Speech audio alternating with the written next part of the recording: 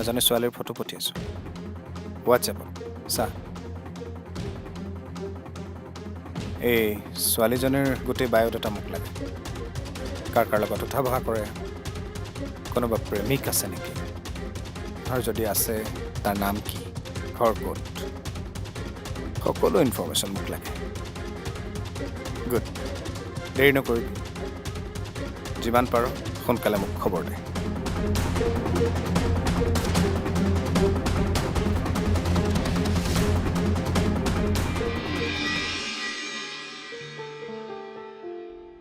The number you are calling is either switched off or not reachable at the moment.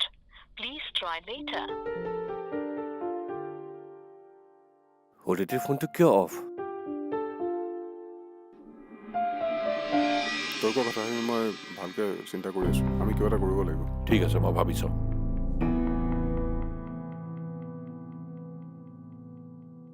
দাদা চাহ অদিতিয়ে কিবা খালেনে নাই খোৱা দাদা ইমান জোৰ কৰিলো নাখায়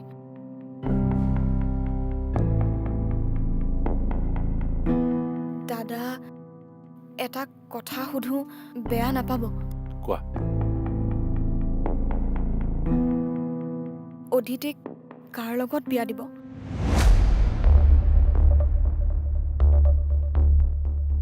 কোন তাই উপযুক্ত হ'ব সেয়াটো আপোনালোকৰে সিদ্ধান্ত আৰু আপোনালোকে যি সিদ্ধান্তই ল'ব মই সেয়া মানি ল'ম কেতিয়াও প্ৰতিবাদ নকৰোঁ মই বুজি পোৱা নাই তুমি কি ক'ব বিচাৰিছা মানে অদিতি আৰু শ্যামৰ কথাটো মই আগতেই জানিছিলোঁ দাদা কি তুমি যদি কথাটো আগতে জানিছিলা কোৱা নাছিলা কিয়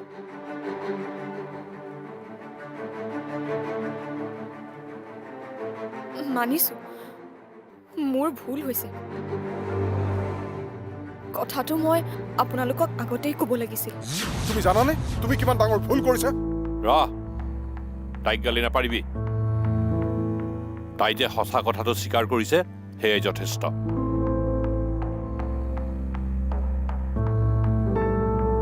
কোৱা তুমি কি কৈ আছিলা মানে দাদা শ্যামক মোৰ লগ পাই এনে লাগিছে যেন ল'ৰাজন ভাল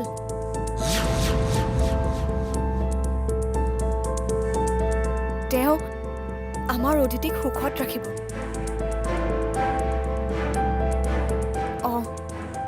অৱশ্যে মই এইটো ডাঠি ক'ব নোৱাৰোঁ যে সেইখন ঘৰত অদিতি সুখত থাকিব পাৰিব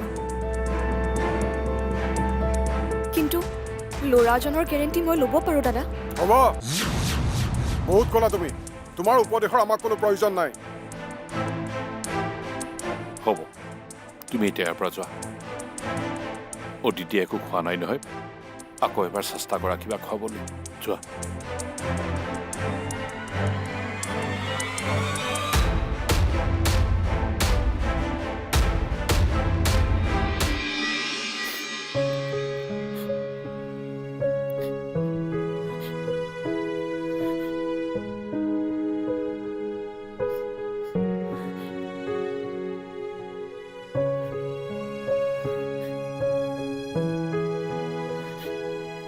অদিতি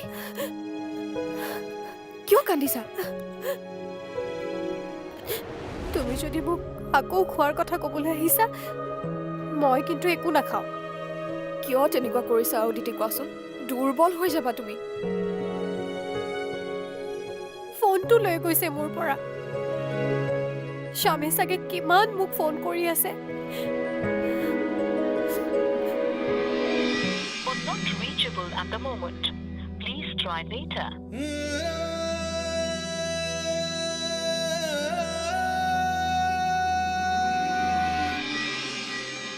এবাৰ ফোন কৰি কথাটো ক'ব পাৰিলে কিবা এটা কৰা না খুৰী প্লিজ মোক মোৰ ফোনটো আনি দিয়া প্লিজ প্লিজ খুৰী অলপতো সহায় কৰি দিয়া।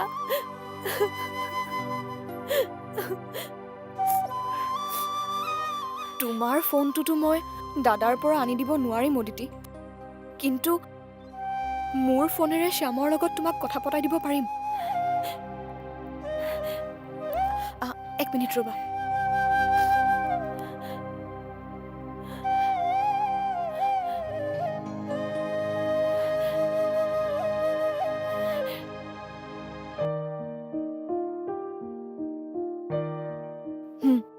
লোৱা। কিন্তু এয়াই প্ৰথম আৰু এয়াই অন্তিম সহায় দেই অদিতি। ইয়াতকৈ বেছি আৰু মই সহায় কৰিব নোৱাৰিম তোমাক। থেংক ইউ খুৰী। ফোনটো কৰা।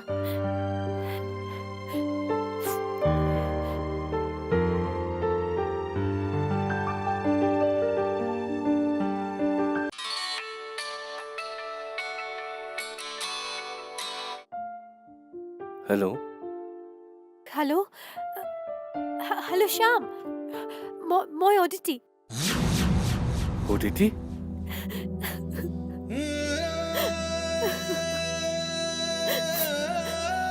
তুমি কান্দিছা কিয়? তোমাৰ ফোনটো কিয় অফ আছিল? এইটো কাৰ নাম্বাৰ? মোৰ ফোনটো দেউতাই লৈ গৈছে। মোক ঘৰৰ পৰা ওলাব দিয়া নাই। খুৰীৰ ফোনৰ পৰা ফোন কৰিছো।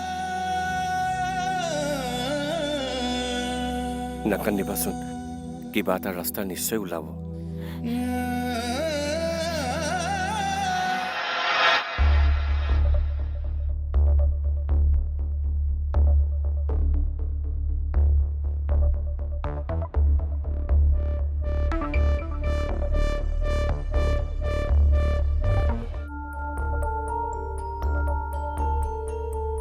দাদা, এতিয়া তই কি কৰিম বুলি ভাবিছ?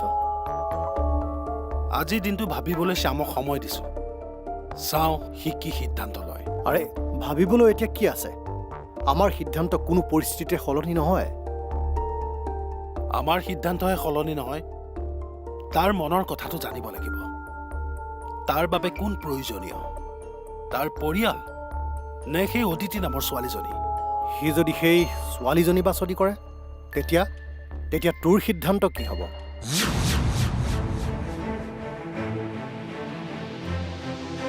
তেতিয়া তাক ত্যাগ কৰাৰ বাহিৰে আমাৰ হাতত আৰু কোনো উপায় নাথাকিব।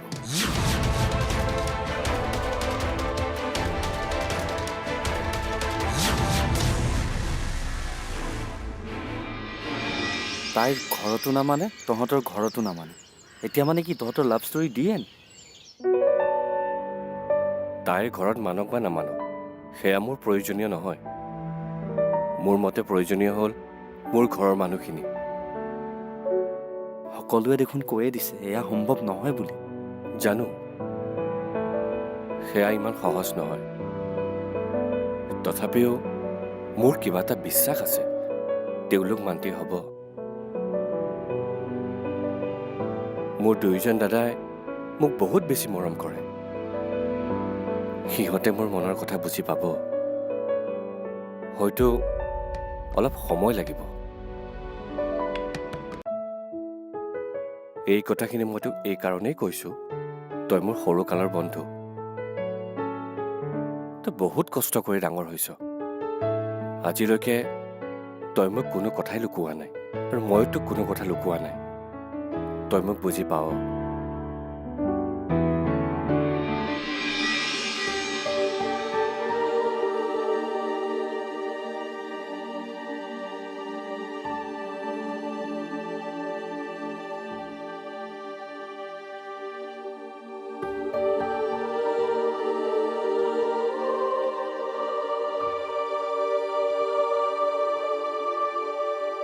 বল মা, তই কালিৰ পৰা একো খোৱা নাই। নিজৰ শৰীৰটোক কিয় কষ্ট দি আছ কচোন? বল, কিবা এটা খাই লবি। মই নাখাওঁ, মোক জোৰ নকৰিবা। বল না, কিবা এটা খাই লবি। তই নাখালে কিন্তু ময়ো নাখাওঁ। তইতো জানই মই দৰৱ নাখালে নহয়। একো নোখোৱাকে মই দৰৱো খাব নোৱাৰো। হ'ব দে, ময়ো নাখাওঁ। দেউতা হ'ব দিয়া, মই খাম। তোমাকতো মই কষ্ট দিব নোৱাৰো। ব'লা। আহ, বল বল।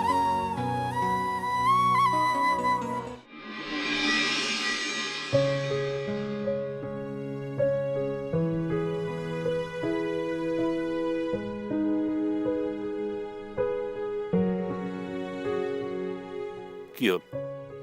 তই একো খোৱাই নাই যে?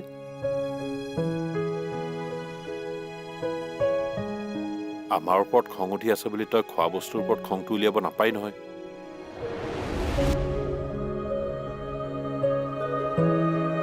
অদিতি, খোৱা আকৌ। খোৱা অদিতি, তুমি ভাল পোৱা শাকৰ ভাজি বনাইছো নহয়, খোৱা।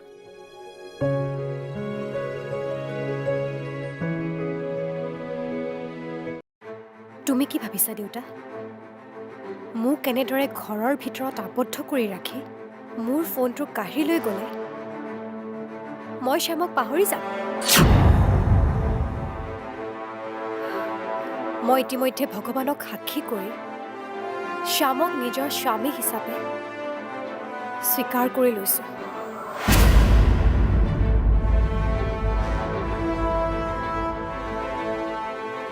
এতিয়া তুমি যিমানেই চেষ্টা নকৰা কিয়, মোৰ মনৰ পৰা তুমি কেতিয়াও শ্যামক আঁতৰ কৰিব নোৱাৰা।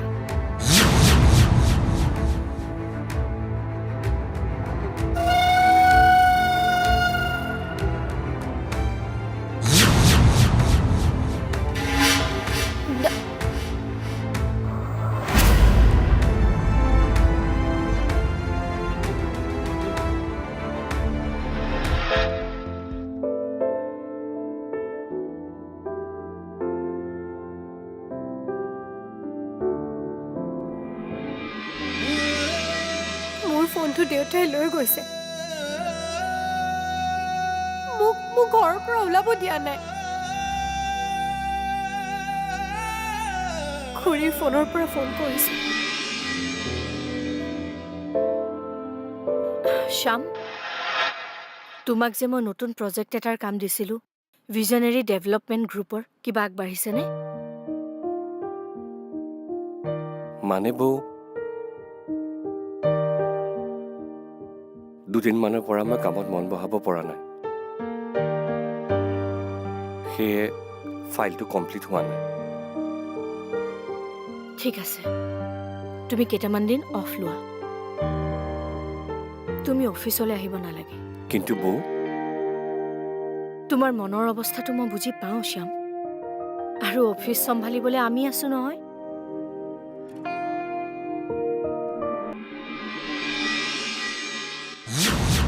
কি অদিতি এনেকে কোৱাৰ পিছতো তই একো নকলি? মোৰ জেগাত তই হোৱা হ'লে কি কৰিলি হয়? বহুত ভাবিলো কি কৰা যায় বুলি। শেষত এটা ৰাস্তা পালো। কি? অদিতিয়ে যিহেতু তাক পাহৰিব নোৱাৰে আৰু ল'ৰাটোও ভাল, ভাবিছো। তই কি ভাবিছ দাদা? পাহৰি নাযাবি শ্যাম কাৰ ল'ৰা। মই একো পাহৰা নাই। মই মাথো শত্ৰুক আকৌ এবাৰ আঘাত কৰিব বিচাৰিছো। মই এনেকুৱা এটা ৰাস্তা উলিয়াইছো য'ত আমাৰ ছোৱালীও সুখী হ'ব আৰু আমাৰ প্ৰতিশোধো পূৰণ হ'ব। মানে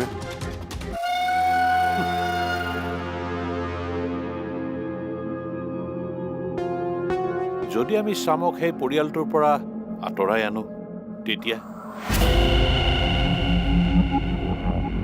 যদি আমি শ্যামক কওঁ যে এটা চৰ্ততে তুমি অদিতিক বিয়া কৰাব পাৰিবা, যদিহে তুমি তোমাৰ পৰিয়ালৰ লগত সকলো সম্পৰ্ক ত্যাগ কৰি আমাক লগ দিয়া।